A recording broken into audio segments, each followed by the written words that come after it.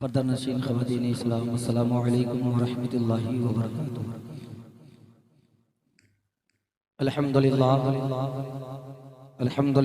نحمده ونستعینه ونستغفره ونؤمن به ونتوکل علیہ ونعوذ باللہ من شرور انفسنا ومن سیئات اعمالنا، من یهده اللہ فلا مضل له ومن یضللہ فلا ہادی له، ونشهد أن سيدنا وشفينا وحبيبنا وكريمنا وقلوبنا ومولانا محمد وبارك وسلم صلاة وسلام عليك يا رسول الله صلى الله تعالى عليه وسلم۔ أما بعد فأعوذ بالله من الشيطان الرجيم، بسم الله الرحمن الرحيم۔ وأما بنعمة ربك فحدث۔ صدق اللہ المولانا وصدق رسولہ النبی الامین المکین المتین المبین الکریم، ونحن علی ذلک لمن الشاہدین والشاکرین والحمد للہ رب العالمین، آمین آمین بجاہ سید المرسلین۔ معزز سامعین کرام، سر شام سے لے کر اب تک آپ نے ایک بادگرے مداح رسول سے نعت پاک مصطفیٰ صلی اللہ علیہ وسلم سماعت کیا۔ میں تو چاہ یہ رہا تھا کہ میں اکثر تقریر آپ کے درمیان کرتا ہوں، دوسرا کوئی خطیب اس جلسے میں آئے، لیکن یہ آپ کی محبت، آپ کا پیار کہ نہیں آپ ہی کو تقریر کرنی ہے، تو اس لیے میں آپ کا شکر گزار ہوں۔ ورنہ لوگ تو یہ کہتے ہیں مولانا آپ تو بولتے ہی ہیں، دوسرے کو بولوائیے، ہے نا، لیکن یہ آپ کی بڑی محبت ہے۔ تو بہت تیزی کے ساتھ میں اپنی گفتگو کا آغاز کرتا ہوں۔ 11 بج چکے ہیں اور میرے بعد تین مہمان آپ کے دیار میں جلوہ کر رہے ہیں۔ میں تمام تر مہمانوں کا شکر گزار ہوں کہ مجھ ناچیز کی دعوت پر وہ حضرات تشریف لائے۔ بس تھوڑی دیر کے بعد آپ ان سے ملاقات کریں گے۔ میں بڑی تیزی کے ساتھ اپنے عادت کے مطابق ایک مطلع کو شعر پڑھتا ہوں۔ ترنم میں ابھی میرے بعد 3 لوگ ہیں، ہے نا، تو آپ ان سے سنیے گا۔ میں تحت میں پڑھتا ہوں، اکثر ہمیشہ میں پڑھتا ہوں تحت میں، سن لیں۔ جہاں سے ظلم و ستم کو، نبی کی آمد کو اپنے نگاہوں کے سامنے رکھیں اور شعر سماعت کریں۔ جہاں سے ظلم و ستم کو، جہاں سے ظلم و ستم کو مٹانے آئے ہیں، جہاں سے ظلم و ستم کو، جہاں سے ظلم و ستم کو مٹانے آئے ہیں، جہاں سے ظلم و ستم کو مٹانے آئے ہیں، حضور روتوں کو ہنسانے آئے ہیں، حضور روتے ہوں کو ہنسانے آئے ہیں، حضور روتے ہوں کو ہنسانے آئے ہیں۔ اور لگی تھی آگ اور نفرت کی پوری دنیا میں، لگی تھی آگ، لگی تھی آگ جو نفرت کی پوری دنیا میں، میرے حضور اسی کو بجھانے آئے ہیں، میرے حضور اسی کو بجھانے آئے ہیں، میرے حضور اسی کو بجھانے آئے ہیں۔ اور بھٹک رہے ہیں، بھٹک رہے ہیں در در انہی کو پیارے نبی، بھٹک رہے ہیں در در انہی کو پیارے نبی، پکڑ کے انگلی خدا سے ملانے آئے ہیں، پکڑ کے انگلی خدا سے ملانے آئے ہیں، پکڑ کے انگلی خدا سے ملانے آئے ہیں۔ اور اگر عقیدہ یہ ہے کہ قیامت میں کی شفاعت ملے گی انشاءاللہ ہمیں، تو پھر استقبال کرنا، ورنہ کوئی بات نہیں۔ الحمدللہ ہم اپنے آقا کو شفیع محشر مانتے ہیں، اگر آپ بھی مانتے ہیں تو استقبال کرنا۔ جہاں سے ظلم و ستم کو مٹانے حضور مٹانے آئے ہیں، حضور روتے ہوں کو ہنسانے آئے ہیں، یہ ہوگا حشر میں اعلان دیکھو رب کے حبیب، یہ ہوگا حشر میں اعلان دیکھو رب کے حبیب، یہ ہوگا حشر میں اعلان دیکھو رب کے حبیب، گناہ گاروں کو جنت دلانے آئے ہیں، گناہ گاروں کو جنت دلانے آئے اے بے نواؤ پریشان مت ہو محشر میں، اے بے نواؤ پریشان نہ ہو محشر میں، حضور فیض کا دریا بہانے آئے ہیں، حضور فیض کا دریا بہانے آئے ہیں۔ اس ماحول میں تو میں خطاب نہیں کرتا، یہ میرے دوستو احباب کو معلوم ہے، شاید آپ جمعہ ہی میں سنے ہیں، ابھی جلسے میں مجھے نہیں سنا ہے آپ نے، لیکن اس مجال میں خطابت نہیں کرتا ہوں۔ ابھی کل کی رات میں سکندرہ کی زمین پر تھا اور وہاں بہت کم لوگ تھے، آپ سے آدھا لوگ تھے، لیکن بڑا اچھا سماعت کر رہے تھے، بڑے اچھے لوگ تھے۔ تو میرے کہے اگر آپ اچھا سنیں گے تو انشاءاللہ میں اچھا بولنے کی کوشش کروں گا، کیونکہ عشق جب ایک طرف ہو تو سزا دیتا ہے، جب دونوں طرف ہو تو مزہ دیتا ہے۔ کچھ تم قدم بڑھاؤ، کچھ ہم قدم بڑھائیں۔ میں نے جو آیت کریمہ تلاوت کرنے کا شرف حاصل کیا، اللہ رب العزت اپنے قرآن مجید فرقان حمید میں ارشاد فرماتا ہے وَأَمَّا بِنِعْمَتِ رَبِّكَ فَحَدِّثْ، تم اپنے رب کی نعمت کا خوب چرچا کرو۔ اب رب کی نعمت کیا ہے؟ بہت ساری نعمتیں ہیں، لیکن پوری کائنات کی نعمت ایک طرف اور آمنہ کا لال ایک طرف، پوری کائنات کی نعمت، تم اپنے رب کی نعمت کا چرچا کرو۔ گویا ہم اپنے آقا کا چرچا کرتے ہیں تو اپنے مرضی سے نہیں کرتے ہیں، بلکہ یہ رب کا فرمان ہے، ہم رب کے فرمان پر عمل کیا۔ ورنہ نبی کی میلاد بیان کرنا آسان نہیں ہے۔ جو یہ کہتے جھنڈے نہیں لگانا چاہیے، گلی کوچوں کو نہیں سجانا چاہیے، جب کسی نے اشرف علی تھانوی سے کہا تھا او اشرف علی تھانوی آج محفل ہے، آج تم نبی کی میلاد بیان کر دو، تو اشرف علی تھانوی اپنے کتاب میں لکھتا ہے، جو وہابیوں کا سب سے بڑا گرو گھنٹال ہے، وہ اپنے کتاب میں لکھتا ہے کہ جب کسی نے اس سے کہا کہ تم مصطفیٰ کی میلاد بیان کر دو، تو اس نے کہا کہ مصطفیٰ کا میلاد بیان کرنے کے لیے روایت کا یاد ہونا ضروری ہے، اور مجھے روایت یاد نہیں ہے کہ میں مصطفیٰ کی میلاد بیان کر سکوں۔ آپ ذرا دیکھ بریلی والے کا احسان ہم پہ کتنا ہے۔ آج اگر کسی سنی مولوی کی بات نہیں کرتا، ہمیں مولوی تو میلاد کرتا ہی ہے، مولوی میلاد کرتا ہی ہے، لیکن جو بریلی والے کا ماننے، بریلی والے کا ماننے والا ہے، بریلی والے کا عاشق ہے، اگر کسی مجمع سے بچے کو کھڑا کر دو اور اس سے کہہ دو کہ تم نبی کی میلاد بیان کرو، تو وہ بچہ کہے گا تمہیں معلوم نہیں، کہو گے کیا مطلب؟ کہا بریلی کے احمد رضا نے یہ سبق دیا ہے۔ کیا سبق دیا ہے؟ تو بچہ بول پڑتا ہے کہ بریلی کے رضا نے یہ سبق دیا ہے، نبی کی میلاد ایسے پڑھی جاتی ہے، سرور کہوں کی مالک و مولا کہوں تجھے، باغ خلیل کا گلے زیبا کہوں تجھے، ہیرما نصیب ہو تجھے، امید پہ کہوں، جانے مراد کانے تمنا کہوں۔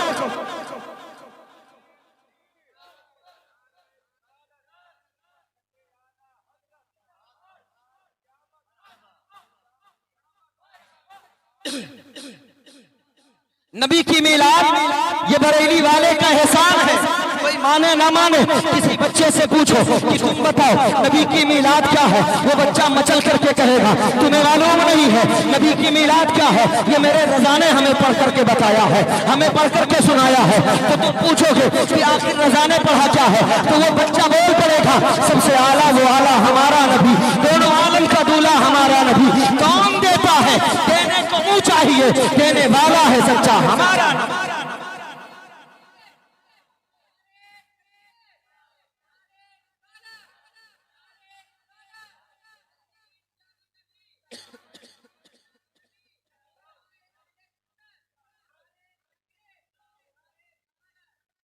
نبی کی میلاد، نبی کی آمد ہے کیا چیز؟ میلاد مولود سے بنا ہے، اور مولود کہتے ہیں پیدائش کو، تو آقا علیہ السلام کی پیدائش کو بیان کرنا میلاد، نبی کی تعریف کرنا یہ نبی کی میلاد ہے، اور ہم سنی مسلمان اپنے نبی کی میلاد منایا کرتے ہیں۔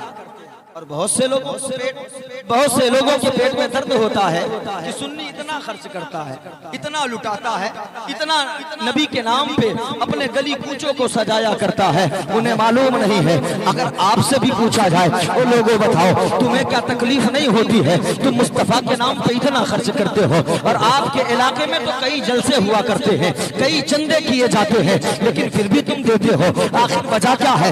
آج کسی انسان کے جیب سے 10 روپے گر جائے تو اسے بڑی تکلیف ہوا کرتی ہے، جبکہ اس کے جیب میں 10,000 روپے موجود ہو، لیکن اس کے باوجود اگر 10 روپے گر جائے تو اسے تکلیف ہوتی ہے۔ تو میں آپ سے پوچھنا چاہتا ہوں، تم نبی کی میلاد کی خوشی میں اپنے گھروں کو سجاتے ہو، گلی کوچوں کو سجاتے ہو، اپنے مکانوں پہ جھنڈے لگاتے ہو، پیسے خرچ کرتے ہو، سر شام سے لے کر اب تک تم نبی کے نعت پڑھنے والے کو انعام و اکرام دے رہے ہو، کیا تمہیں تکلیف نہیں ہوتی ہے؟ تم یہی کہو گے مولانا کوئی تکلیف نہیں ہوتی ہے۔ میں بتاؤں کیوں تکلیف نہیں ہوتی ہے، تو سن لو کیوں تکلیف نہیں ہوتی ہے۔ ایک شاعر نے کہا تھا 10 کا ایک نوٹ جو گر جائے کسی کا بھی کہیں، 10 کا ایک نوٹ جو گر جائے کسی کا بھی کہیں، ہم نے دیکھا ہے بہت دیر وہ پچھتاتا ہے۔ 10 کا ایک نوٹ جو گر جائے کسی کا بھی کہیں، ہم نے دیکھا ہے بہت دیر وہ پچھتاتا ہے۔ جانے کیا بات ہے تیرے نام پہ میرے آقا، جانے کیا بات ہے تیرے نام پہ میرے آقا، خرچ جتنا بھی کرے اتنا مزہ آتا ہے، خرچ جتنا بھی کرے اتنا مزہ آتا ہے۔ مصطفیٰ کے نام پر لٹانے والے جو لٹاتے ہیں اللہ اس سے زیادہ عطا کرتا ہے۔ آپ کہیں گے کیسے؟ اور ایک بات اور ذہن نشین کر لیں کہ ہر کوئی مصطفیٰ کے نام پہ نہیں لٹاتا ہے۔ جس کی دولت مدینے والے اپنی بارگاہ میں قبول کرتے ہیں بس وہی لوگ مصطفیٰ کے نام پہ لٹاتے ہیں۔ ہر کوئی نہیں، بہت تیرے امیر ہیں، لیکن کبھی توفیق نہیں ہوتی نبی کی میلاد کر لے، کبھی توفیق نہیں ہوتی نبی کا جلسہ کر لے۔ تو یہ مدینے والے کا احسان ہے کہ مدینے والا ہمارے اور آپ کے پیسے کو قبول کرتا ہے، اس لیے ہم مدینے والے کے نام پہ خرچ کیا۔ نبی کی آمد کی شان سے ہو رہی ہے۔ اب اس کو آپ بڑی تیزی کے ساتھ سنیں۔ ہم سب کے آقا سرور کائنات صلی اللہ علیہ وسلم کی امی جان جن کا نام حضرت آمنہ رضی اللہ تعالی عنہا ہے، آپ کے شکم میں ہم سب کے آقا 2 مہینے کے ہیں۔ دور سے بولے کتنے؟ 2 مہینے کے ہیں۔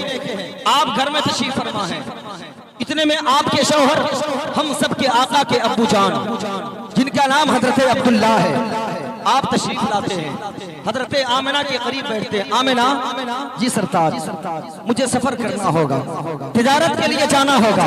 حضرت آمنہ فرماتے میرے سرتاج ابھی شادی کی کتنے دن ہوئے، آپ مجھے تنہا چھوڑ کے چلے جائیں گے؟ حضرت عبداللہ فرماتے ہیں وہ میری بیوی وہ آمنہ کمانا پڑے گا، کچھ نہ کچھ کرنا پڑے گا، اس لیے میں سفر کو جا رہا ہوں، میں تجارت کے لیے نکل رہا ہوں، بس کچھ دن کی بات ہے، میں فلاں دن پھر تجارت سے واپس آ جاؤں گا۔ حضرت آمنہ نے رخصت کیا ہے، حضرت عبداللہ چلے ہیں۔ اب ذرا غور سے سننا، اپنے ذہن کو حاضر کرنا، اپنے نبی کی آمد کو سماعت کریں۔ اب حضرت عبداللہ سفر کے لیے نکلے ہیں، اب سفر پہ جا چکے ہیں۔ آج بھی ان ماؤں سے پوچھو، ان بیویوں سے پوچھو جن کا شوہر کیا کہتے ہیں سعودی عرب یا بامبے میں رہتا ہے، جب اس بیوی کو خبر ملتی ہے میرا شوہر فلاں دن آنے والا ہے، اس دن اپنے شوہر کے لیے اچھے کھانے کا انتظام کرتی ہے، اپنے آپ کو بناؤ سگار کے سانچے میں ڈھال دیتی ہے، کیونکہ آج کئی دنوں کے بعد میرا شوہر گھر آ رہا ہے۔ حضرت آمنہ سمجھ جاتی ہیں آج کے دن وعدہ کر کے گئے ہیں، حضرت عبداللہ آج کے دن آنے والے ہیں، اب آپ جلدی سے اٹھتی ہیں، کھانا تیار کرتی ہیں، اپنے آپ کو سنوارتی ہیں، اللہ اکبر، آپ انتظار کر رہی ہیں، صبح سے انتظار کر رہی ہیں، انتظار کرتے کرتے شام کا وقت گزر جاتا ہے، شام کا وقت ہو جاتا ہے، دن چلا جاتا ہے، اور شام کا جب وقت ہوتا ہے اب بے چینی بڑھ جاتی ہے، بے قراری بڑھ جاتی ہے۔ حضرت آمنہ ہے آ کر کے عبد المطلب سے کہتی ہے، عبد المطلب کون ہے؟ یہ آقا علیہ الصلوۃ والسلام کے دادا ہیں۔ حضرت آمنہ فرماتی ہے او بابا جان سب تو آ رہے ہیں لیکن عبداللہ نظر نہیں آ رہے ہیں، جتنے سفر کرنے گئے تھے، جتنے تجارت کے لیے نکلے تھے، لیکن بادگرے سارے لوگ آ رہے ہیں لیکن عبداللہ نظر نہیں آ رہے ہیں۔ آپ جائیں ذرا مکے میں پتہ کریں کہ عبداللہ کہاں ہے۔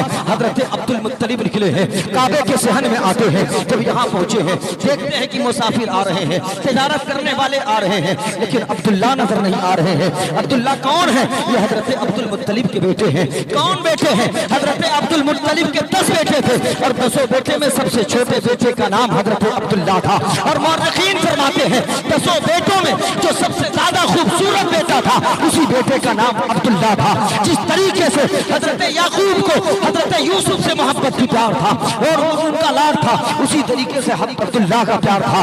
اور ہوتا یہی ہے کہ گھر میں جو سب سے چھوٹا بچہ ہوتا ہے اس کا پیار इंतजार सबसे ज्यादा हुआ करता है। आप इंतजार कर रहे हैं लेकिन अब्दुल्ला नहीं आते हैं। इतने में एक शख्स दौड़ता हुआ आता है, माथे पे पसीना है, आकर के कहता अब्दुल मुत्तलिब। कहा हाँ। कहा क्या खबर लेकर के आए हो? कहा बड़ा गजब हो गया। कहा क्या? कहा आप किसका इंतजार कर रहे हो? अब्दुल मुत्तलिब फरमाते हैं मैं अपने बेटे अब्दुल्ला का इंतजार कर रहा हूँ।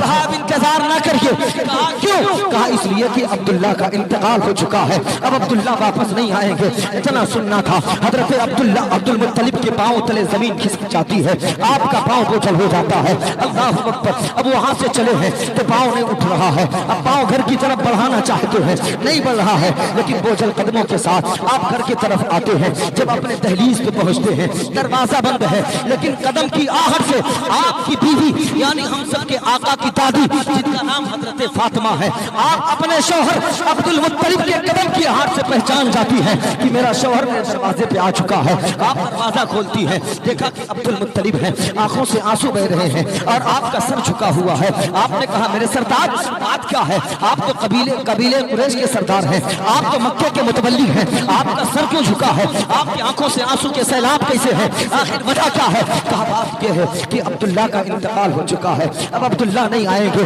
अल्लाह अकबर। जब आमिना को खबर मिलती है, हम सबके आका की अम्मी को खबर मिलती है कि अब्दुल मुत्तलिब आ चुके हैं, आप दौड़ करके आती हैं, बाबा क्या हुआ?